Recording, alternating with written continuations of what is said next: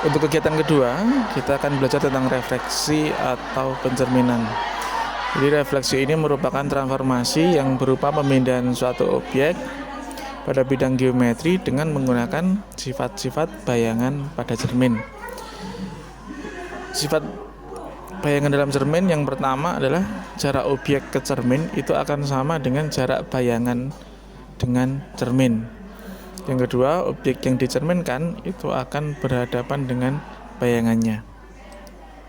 Saya ada contoh, di sini diketahui titik A dengan koordinat 3,2. 3 itu dari sumbu X, kemudian 2-nya dari sumbu Y. Nah, titik ini 3,2 akan saya cerminkan dengan cerminnya adalah sumbu Y. Sumbu Y yang di sini.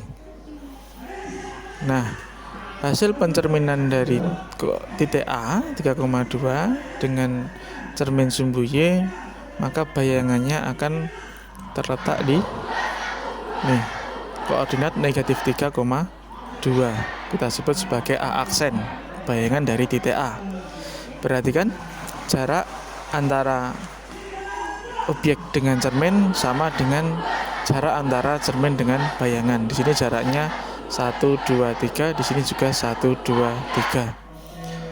Kalau kamu perhatikan, maka koordinat yang berubah itu adalah koordinat yang sebelah kiri atau koordinat X yang semula 3 menjadi negatif 3. Untuk yang koordinat Y dia tetap.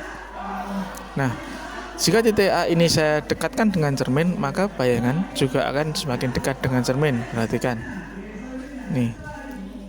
2 bayangannya menjadi negatif 2. Saya dekatkan lagi 1, negatif 1,2. Tuh, kalau ke bawah, oke, negatif 1 tetap. Di sini koordinat Y-nya menjadi 1, di sini 1. Oke. Itu tadi adalah hasil pencerminan dari titik A dengan cerminnya adalah sumbu Y. Nah, bagaimana kalau cerminnya adalah sumbu X? Cerminnya adalah sumbu X, maka bayangannya dia akan terletak pada titik 3, negatif 2. Koordinat X-nya bagian depan tetap, tetapi yang berubah adalah koordinat bagian belakang atau bagian Y-nya. Semula 2 menjadi negatif 2. Kalau saya dekatkan, semula 1 menjadi negatif 1. Oke, dan seterusnya. Ini berkaitan dengan refleksi suatu titik. Nah, kemudian saya ada contoh lagi. Ini refleksi yang berkaitan dengan suatu bidang. Nah, di sini ada segitiga BCD. Saya cerminkan terhadap sumbu Y. Maka hasilnya adalah segitiga B aksen, C aksen, D aksen. Jarak C dengan sumbu Y ini ada 2 satuan. Jarak bayangan titik sudut C dengan cermin juga 2 satuan.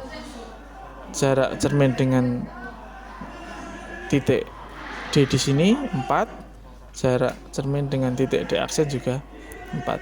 Jika segitiga ini saya geser mendekat, maka bayangannya juga ikut mendekat.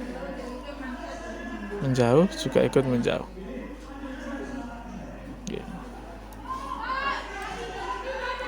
Kalau bentuknya saya rubah, maka bayangannya pun juga ikut berubah.